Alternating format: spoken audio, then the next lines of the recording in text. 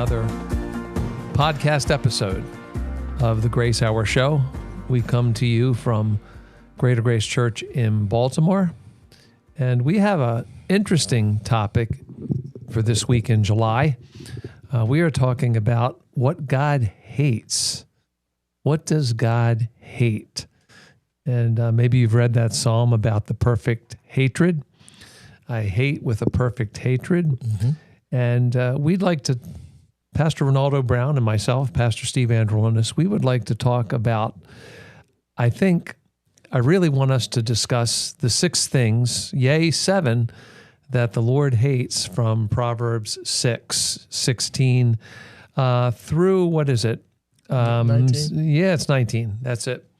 And we want to think about pride as, it's a monster.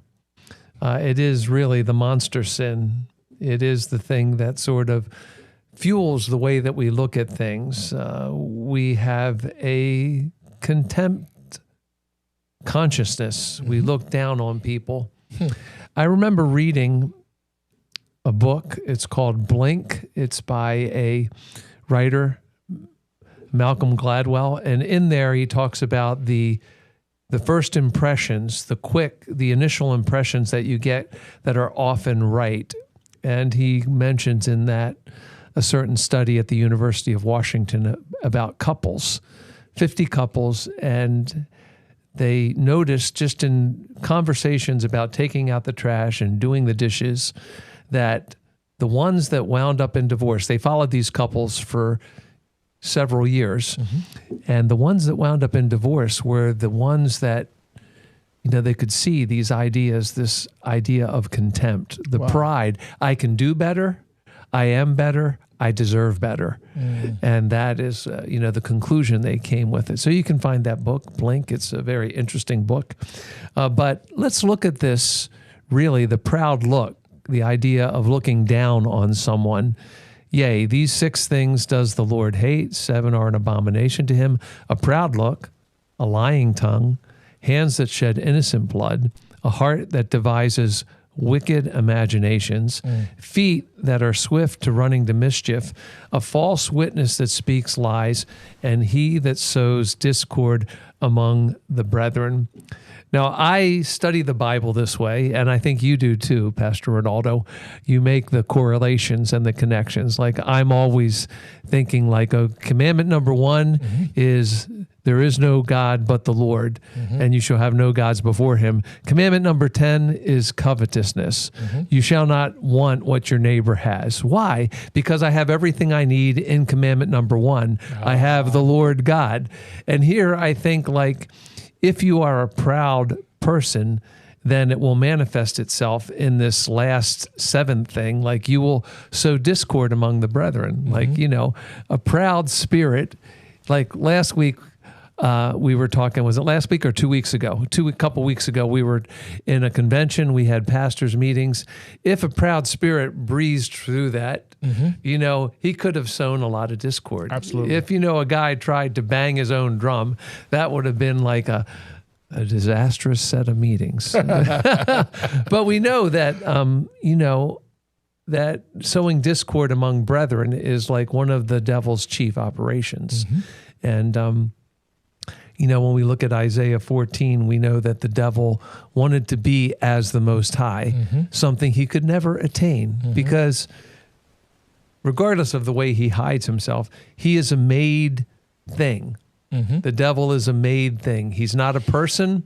He's not a human being. He's not filled with the breath of God as a living soul. He is what he is. He is the devil. He is a liar from the beginning.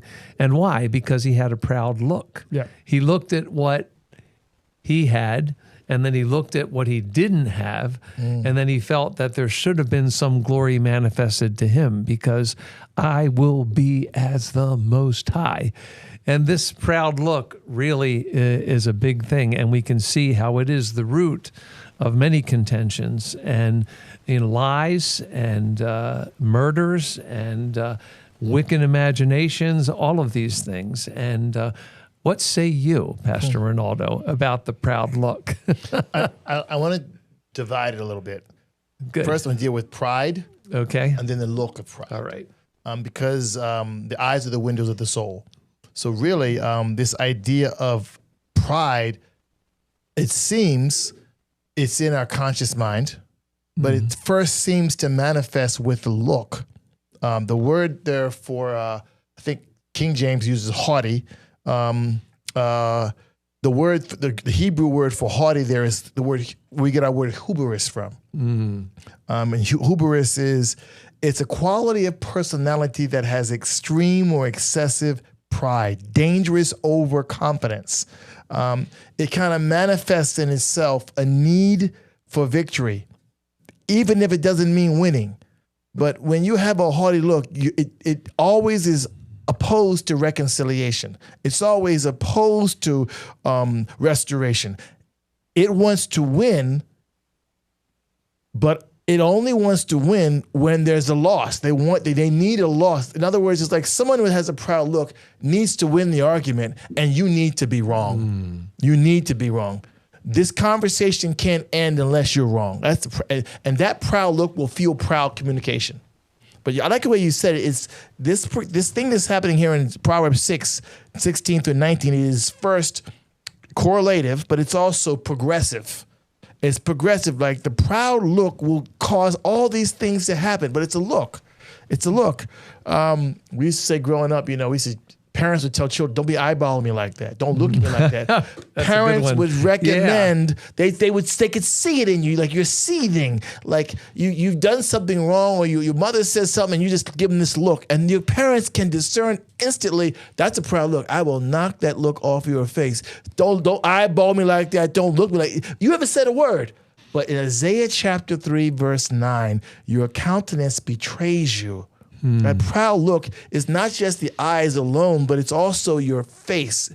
Your face is a projection of elevation. And it's always elevation, just like in Isaiah 14, elevation above where you are. It's an overstating of being an image bearer. You go from being an image bearer in Genesis 2, from being an image bearer to the image. You're like dust that deifies itself. You deify yourself with this look. It's the pride that fuels it. Pride fuels. This is at the heart of the first sin. Pride was fueling this alternative reality that Lucifer presented to her, and she just said, you know what? Yeah. Like it's this sin against God. It's this sin against it's this lie about my position. Satan has two big lies about my position as a human being. The first lie is I'm less than.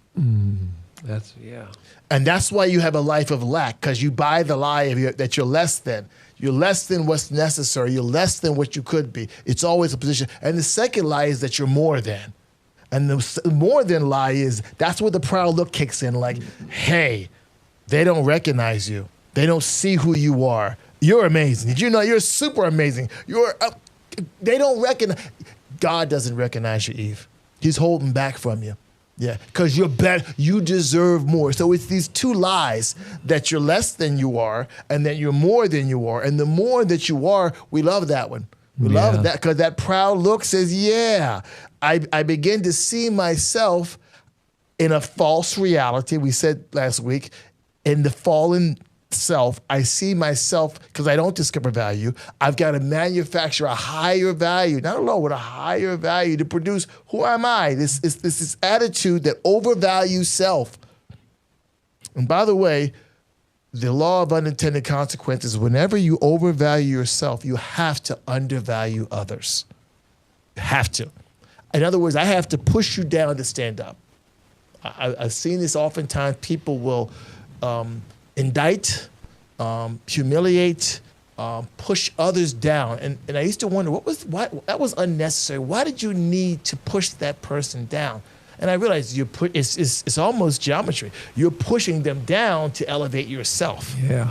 It's like when Satan says in Isaiah 14, when he says, I'll be like the Most High, he's not elevating himself, but he's also reducing God to his level.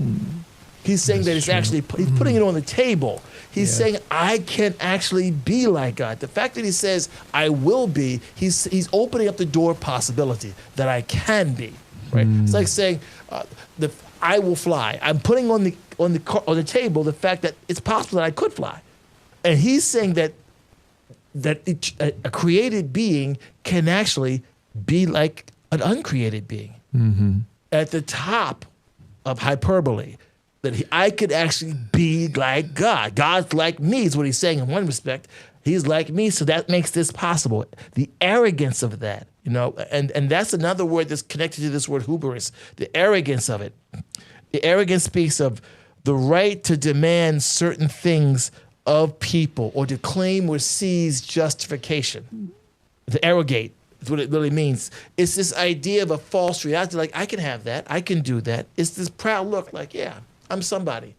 I'm somebody. I'm not just somebody. I'm more than you think I am. I'm more than I actually am. And you're less than who I am. 3 things. I'm more than I think I am. I'm more than I actually am. And number 3, you're less than who I am.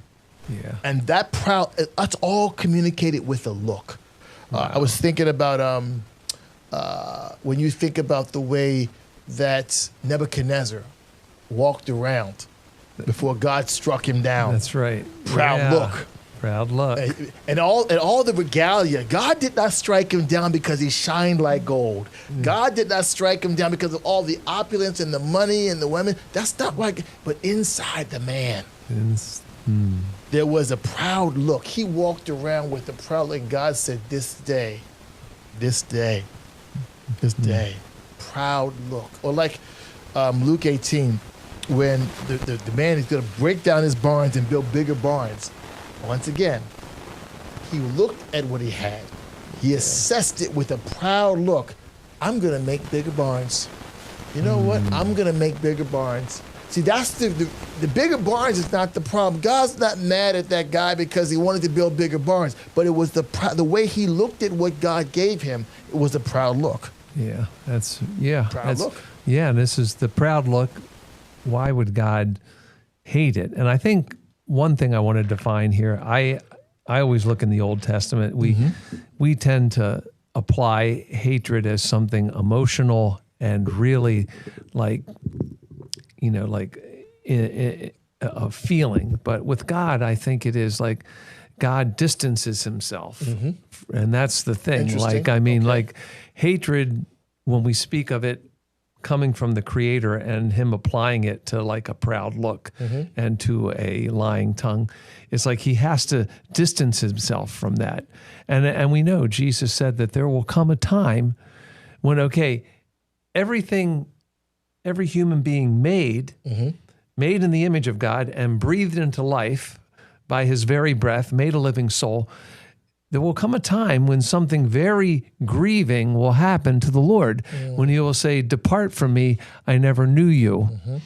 And it's like he is sending away. Now, you have to understand, this is really theology that can't be theology. Like it's a logic of God that we can't really comprehend as a human being.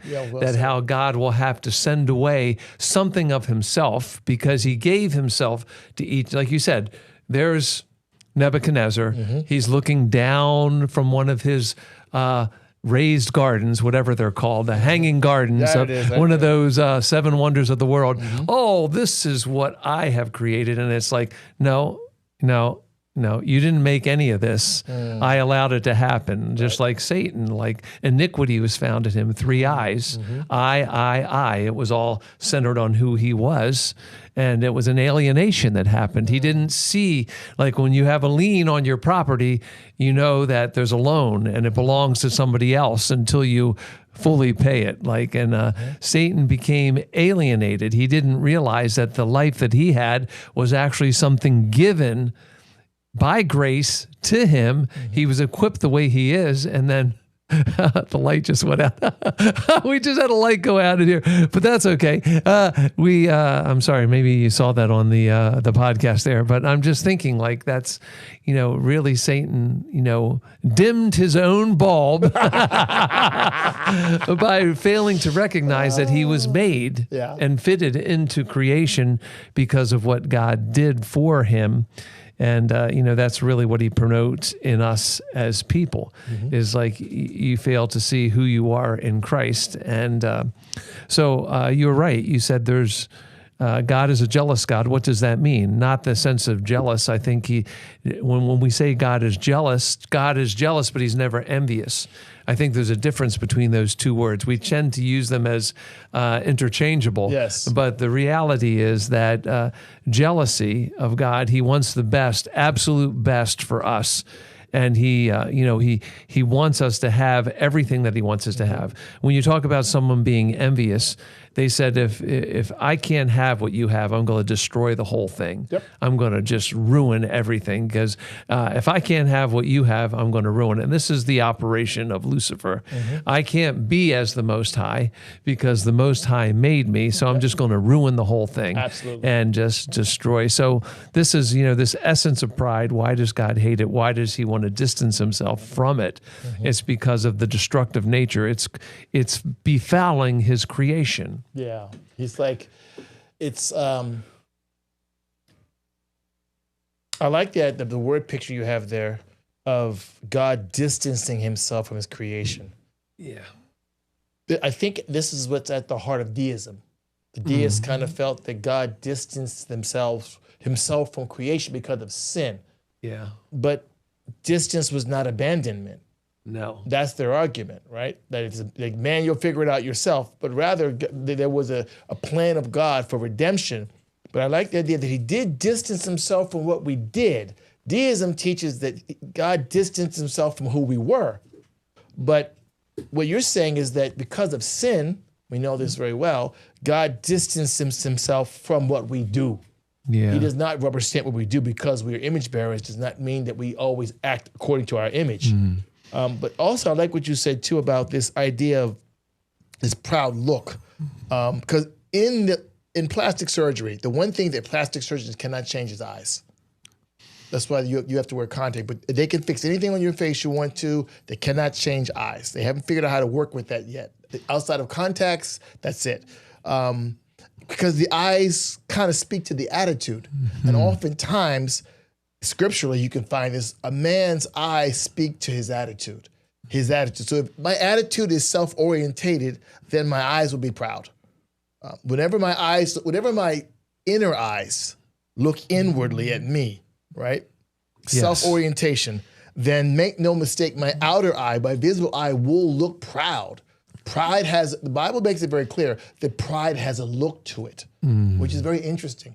Anthropomorphically, you could say that, like, pride has a look to it. It's something you can actually see. It's discernible. It's tangible. It's real. Like, he looks proud. And I would say, by extension, if pride has a look, then pride has a voice, pride has a walk, pride has a lifestyle, pride has an intention. All these things are part of that manifestation of pride. But it begins with the look. It seems here, Solomon is saying that the first hint of this inner pride is a look. Yeah. It's a look. Yeah, it's a look, like I said, contempt. It's a look down. I am better than you. Yes. I am better than you. I can do better than you. And I deserve better than you. That happens that's the root of divorces, many divorces. That's why I said this study that I'm quoting from this book. But I'm thinking, when we think about how do we look at other people, I go to these Proverbs, chapter 27:17. We know iron sharpens iron. You mentioned it, the face. Yes. So a man sharpens the countenance of another man, the face, a friend. And I think that, like, we tend to think, like, iron, where does it come? It comes from the core of the earth. It's like a very raw material. It's not really refined until until somebody works with it. It can't become steel until it has some admixture going on.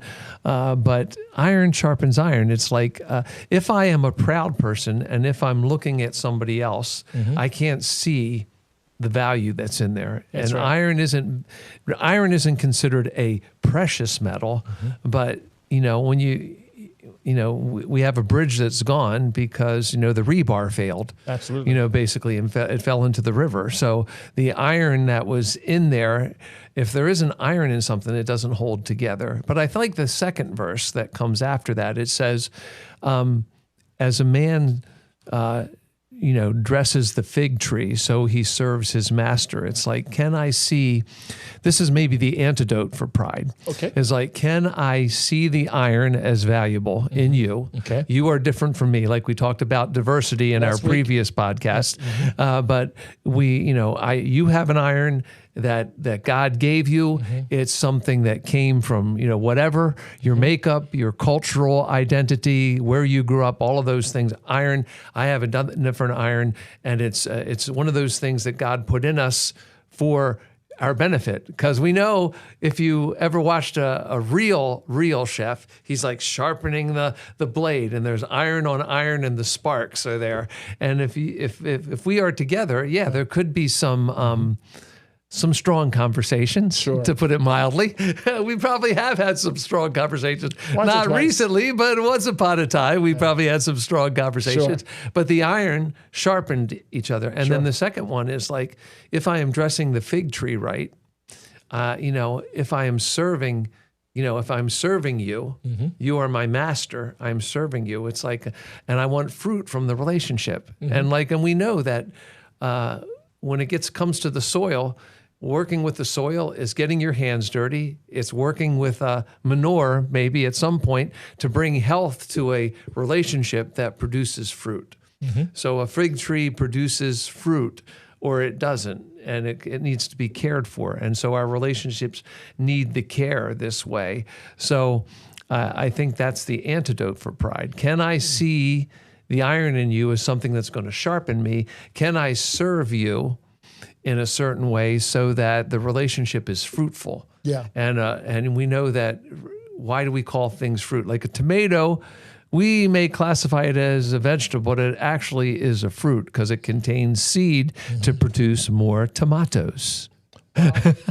You know what I'm saying? It's like you caught me off guard there. I caught you. No, it's a fruit. It's once it's reproductive, it's now tomato. So I'm with you. Here we are. It was just practically tomato, but now tomato. Hey. No, I'm just saying. But I'm just saying. That's higher learning. Education, folks. That's it right there. If I let our relationship be a relationship of sharpening of our countenance, and if I serve you in the right way. And you serve me in the right way, then there's a fruitfulness that comes from that. The look changes. The look changes, yes. Like I don't think of I don't think of dealing with the soil at the base of your stump as like something as something beneath me. It's like, this is why the proud look God hates, because earlier in the chapter he says, if you are a sluggard, you will not, if you're sluggardly, you should go to the ant and see how the ant brings like little bits of food back to the colony. If I don't treat you in the right way, there won't be a fruitful relationship, and everything suffers. Yeah, I like the idea of this observation and finding value, finding relevance, finding a measure of divine perspective based upon looking beyond what I see. Because the proud look looks inward. Yeah. It's produced from an inward look. An inward gaze itself produces an outward look of pride. But and that's why Proverbs 12:15 says, the way of a fool is right in his own eyes. The key part of that verse in Proverbs 12:15 is his own eyes. You make these evaluations in your own eyes based on an inward self-orientation, which is why in 1 Samuel 16, God looks on the inside of a man and not on the outside. So it's important to remember that value comes as God reveals it and as God's defined it. And the pride that's behind that look is making evaluations outside of God. And then you've got this whole category of numerical category of the results of that. And it all began because I had my eyes on me. And that's the essence of pride. I look at life through the lens of me, my perspectives, my opinion, which is corrupted and biased and also not perfect. So I'm looking at that and I'm evaluating life. And what did we say? The three things we said again about that proud look? We said, I look at myself greater than I am. I look at I look at my life. I look myself higher than I am. I look at myself as better than you, and I look at reality as different than what it was, than what it actually is. So it's this proud look where I look at life through a false reality. That's when you read Ezekiel 28 and you see the false look, the proudful look that Satan had in Isaiah 14. You see it, Eve had it. You see it in Nebuchadnezzar. You see it also and to some extent, you could say Judas. When Judas judged Jesus Christ for the woman with the alabaster, well, he judged him for accepting it and he judged her for doing it. But also you can even think further, the Pharisee who judged Jesus Christ for letting the woman into his house and washed his feet, he had an indignation. And that's the word I want to think of. This contempt is married to indignation. Indignation elevates my own value or overvalues myself and undervalues everyone else. It's not like indignation says, I'm right and you're right and they're wrong. That's the myth. Yeah. When you have two indignant people, they're not united. Mm-hmm. Each of them thinks they're better than the other one, but for shared opinion, they're going to say that thing over there is bad, but inside their own heart, you're not better than me, I'm better than you. So they have no unity because the self is only united to itself. Yeah. Which is why Satan's masterful plan is not to get the self to be united with him. He just wants the self to be united with him, with yourself. He turns you, he says, I don't need to control you. If you're focused on yourself, the fruit of that will be pride. The fruit of that will be all these things that are happening because you're looking at you. You got your eye stuck on you. And when you do that, you become your own God. The essence of pride is becoming your own God. And the proud look just says, I've drawn a conclusion that I live by my own standards, by my own morals, by my own rules, by my own wants. And like we said earlier in Proverbs 12:15, I think I'm right. Right? I'm right. I have an attitude that I'm right. And all my conclusions are true.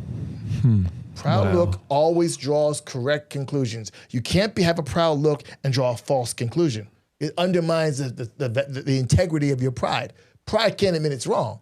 Yeah. Why? Because then this overvaluation, this balloon, right? In 1 Corinthians 8 verse 1 that puffs up, this balloon of this false integrity of this higher intellect, this higher authority, it gets punctured. Yeah. So I can't be wrong. So you can't be wrong and be proud. It's amazing. In that way. Yeah. You can't. So it's like, no, I'm right. Yeah. And I need to be right. It's like suspicion. Suspicion is a hungry dog who always has to eat. Why? Because it needs to be right. And if you dig deep, someone who always lives in a suspicious nature, underneath of that is a proud look. Well, I think we've beaten that one good about pride. I just think when we talk about hatred, what God hates, and I'm going to say this, that I see hatred as a category of wrath, and I see wrath as a consequence of violation to God's order, which is Adam and Eve violated God's order in eating from the tree. The consequence was wrath. Part of that hatred is separation. So how did Christ answer that? I think we're going to have to talk now a little bit. Speaking from Philippians 2, you mentioned it last time. Last time we were together, we were talking about the kenosis, the self-emptying of Christ. Like a proud look, why does God hate a proud look? And why is there hatred? It's a consequence of wrath. I always get arrested by that statement in Revelation, hide us from the wrath of the Lamb. Because here you have the humility of the Passover lamb and the wrath of consequences because of divine order and divine decree. The lamb had to be offered as a consequence of the wrath that had to be visited upon sin, And if wrath had to be visited upon sin, wrath had to be visited upon the upon the lamb himself. So, the wrath of the Lamb is the humility of the Lamb of God. It's like, I can't change the consequence due to your refusal of mercy. Like, so why hide us from the wrath of the Lamb? Well, why does the Lamb have wrath? Because if you will not receive the mercy of God embodied in the person of Christ offered on the cross, then there is no way for you to come to the Father. He is the way, the truth, the life. The Lamb is the only way to go through the veil into the presence of God. So let's talk about that. Like, okay, so God hates. How did God answer his hatred? And how did God, fulfill that category of wrath, the justice that had to be visited upon the sin of man? How did he do it? He didn't excuse it. And He didn't excuse it. That's the first thing I want to lead with. He didn't excuse it. There's this mythology of morality in society that God will just wink at sin and look the other way, and he just excuses it. Like the God of the Old Testament was so vehemently opposed to evil, but the God of the New Testament, because of the covenant, he's just soft on sin. He's soft on wrongness. There's no more wrath of God in the New Testament. God doesn't hate sin. These verses of God being angry at evil and violations. Oh, on the other side of the cross, no, it's not. God remains who he is. So he didn't excuse it. He dealt with it. Yeah. And that is actually what the plan of redemption is. The plan of redemption, in part, is God dealing with his wrath for man's disobedience, man's violation of his order. He dealt with it. And he dealt with it once and for all through the cross in Hebrews 10, actually, 12, 14, 16. But also in our experiences, he deals with it through the conviction of the Spirit and the discipline of the believer. He addresses it. He doesn't just warm over it. And so God has wrath. He never lost it, by the way. Never lost it. On both sides of the cross, there's the wrath of God. On both sides of the cross, there's the discipline of God. He didn't excuse it. He didn't grow out of it. He didn't evolve beyond it. He is who he is, right? He is who he is. So he doesn't change. Hebrews 13. It's interesting. He says in Hebrews 13 that I don't change, right? Yeah. So everything that was true about me in the Old Testament is true about me. It's still true. So in this area, if I hated pride, I hated pride. If I can be angry about certain things, because I've already given you a presuppositional statement about it, I was angry about it then, I'm angry about it now, right? Yeah. But in this, if I borrow the word dispensation, I've dealt with it. That's in your right. experience in time, I've dealt. So live in the provision that I provided in dealing with it. Or part of the discipline of God, there's a measure of wrath. Hebrews talks about that being in the hands of an angry God, the wrath of God. It's a valid point. God does hate. And I like the way you said hate. We got to be careful that the world does not define these terms. I can't think of hate like I hate, fruit on pizza. It's not like that, which I do, by the way. But it's sorry. That's the thing. Okay. I can't do it. Okay, it's that's okay. Veg, Okay, very good. Okay. So that being said, but it's hate God's way. And God's got to redefine that word through his character, through his nature, and through the scriptures. And I also, by the way, this is an interesting thought too. I also evolve in my understanding of God's definition. Maybe God's defined something. I'm like, I don't know. I'm not getting that. And then God's got to progressively, practically bring light to that. And then I understand it in a more personal and more practical, more deeper way. But I think this word hate, we're scared to put it in the same sentence with God. We hate it. Yeah. We hate to do that because how can God be a God of love and God of hate? He's not according to your definitions. That's right. The way you define love and the way you define hate is not the way God does, right? I've heard definitions like love less. Yeah. That's one that's out there, but I like yours, the distance. Yeah. Like if God hates sin and God puts all the sins at one point on Jesus Christ on the cross, what was God's reaction to all the sins on Christ? For 3 hours, he distanced himself. Separation. That's it. Yeah. Not annihilation. No. Separation. Yeah. So you can say that about the world. Yeah. God loved the world. He distanced himself from the activity of man, but he never distanced himself from the opportunity to know him in a relationship way. Yeah. But I like that idea of you gave me there of the distancing, because that's what I sense when I don't walk in the Spirit. That's what I sense when I sin. When I have a proud look, I sense the distance of God. I can sense that. And that's God hating the lack of fellowship. That's God hating the decisions that I'm making. That's not God hating me. Yeah, it's quenching the spirit. Yeah, good It's word. quenching the spirit, and then living in the proud look is grieving the spirit. So when we think of how God hates, I think it takes no pleasure in the death of the wicked. You know, God hates what sin has done to people, and he takes no pleasure. He will take no pleasure in saying, "Depart from me, I never knew you." And as believers in Christ, having the Holy Spirit living in us, when we quench him with a proud look, when we quench him with a lying tongue, when we live perpetually in that over a season, then there's a grief there. And what is grief? Let's think about it. When we think of grief here, we're always thinking about, you know, we had a precious, precious sister. You know, just I'm seeing her smile and her purple hair sitting in the next to the, you know, in the front row at our church, and she's not there anymore. There's a grief. And what is the grief? It's like she is somewhere that I am not. And there's the distance. And I'm thinking that what grieves the Holy Spirit? Well, you've lived in pride. And that pride has led you to lie. That pride has led you to sow discord and a lot of other things. And now we're distant in fellowship.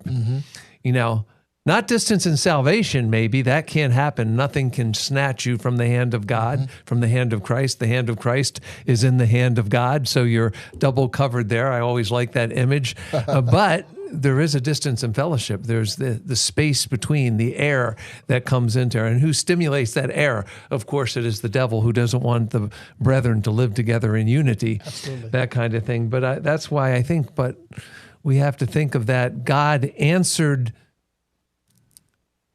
wrath in the person of the Son. Let this mind be in you that was also in Christ Jesus. Being in the form of God, thought it not robbery to be equal with God, but he made himself of no reputation. And there we see that he didn't have to stay in heaven, but he had to answer the wrath. He had to answer the distance that we had created ourselves by not living under the order of God, not to eat from that tree. So he took upon himself the form, made himself like us as a fashion, humbled himself, and obedient. That's the big key there. It's like, why did he have to be obedient unto death? Because the wrath of God required a justice to be served upon the sins of man. And so all of them were served, like you said, separation, total darkness. You see that darkness in the Exodus story. They couldn't see each other. They couldn't see anything. Darkness. He couldn't feel God. He couldn't feel the Father, couldn't sense the Spirit. 3 hours of like that. Wow. That was like, that had to be just a cosmic episode of unbelievable grief. Yeah, particularly if you've never had anything, Nothing like that. You see it sometimes with college parents when they send their kids to college. I've never had a moment of your life you've lived in your parents' house. You've always been there. For the first time, you're living somewhere else. And you can just see the disappointment from the separation. Now, multiply that times 1 billion, and you've got the Trinity being separated in fellowship for just a brief window to you and me. What's 3 hours to you and me? But if it never happened, it's shocking. You have nothing to go fall back on as a counsel for or relate. You have no way to relate to it. It's unrelatable. Yeah. So Christ in his humanity, this was unrelatable, that for the first time in his humanity, and actually in the Trinity, there was no fellowship. Experiencing hatred. Yeah, experiencing it. When it says he experienced all the things we did, he got a taste of that. And I like to think the way you said it in Romans 1 brings this out, the distance that we created. The flesh always wants to blame God for that. The flesh wants to say, God's not with me, or God doesn't like me. You always want to make it a distance that God created, when really it's a distance that we created through our activity. God said, well, you chose in Genesis 3. You chose in Romans 1. You chose. And I've given you the liberty to choose. And the results of the effects of your liberty is disorder, disobedience, separation, but because of love. the door is open for opportunity, for restoration through redemption. Yeah. And that's why God is God. Because where there is no door, he makes a door. Yeah. There was no way in Romans 3, this could not be sorted. So where there was no door, God made a door. Yeah. Where we couldn't even imagine or fathom a way out. I love that verse in Ephesians 2:12, I think it is. When we were outside of the Commonwealth, strangers to the Commonwealth, outside of the plan, basically without God, and helpless, basically. Helpless. We had we got a strategy. There was no strategy. We had no plan. We didn't even have a desire. It was generational hopelessness. We had no desire. And God said, I'm going to make a door where there is no door. And already in my mind, I had a door. Yeah. Let me show you where the door is. Yeah. So it's not like God had created a door. It actually, correctly to say it, God revealed a door. Yeah. And he did it in the Son. Yeah, I think when we think about the door that he made, when we know from the scriptures that the Lamb was slain before the foundation of the world, but when eternity came into time in the incarnation and the person of Christ, now it makes perfect sense what's happening in the garden the night before the cross. Because, okay, if this purpose, this redemptive plan was already in motion, when he stepped into time, there was still going to be this space of him being slain. No wonder he sweat great drops of blood, because, for all of eternity, before he even formed man, the earth isn't founded yet. The earth is founded, and then as it's populated, and then he takes and he forms man out of its dust, this plan to be slain was already there, but then it happens. And it's like it happens. It's like you said, one day your daughter's going to meet a guy. I'm just going to tell you. And then the morning of, it's going to happen. And then you're going to stand at the end of the aisle and you're going to walk her, and it's like, and it happens. That's a positive thing. That's a positive thing. With the firearm. Yes. But then I'm thinking, the Lamb was slain and that moment happened. Well, there might be some slang at that moment too. So there's that. That's also there. All right.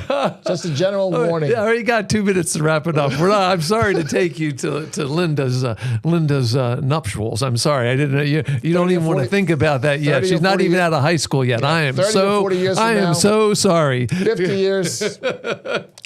But final thoughts for this on this proud look, the things that God hates. You almost look at it like a grocery list of what not to do. Yeah. They've always taught this from what you shouldn't do, which I can get that. But I want to say this. It has to do with, first of all, your relationship with God.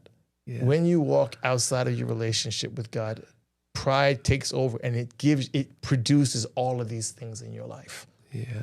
So getting back, resetting in my faith, in my spirit. Okay, God, humility is the key.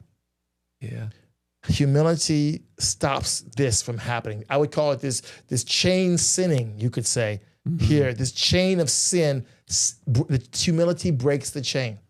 Yeah. Because in humility, a humble look is far different than a proud look. And maybe all by grace be people of humility.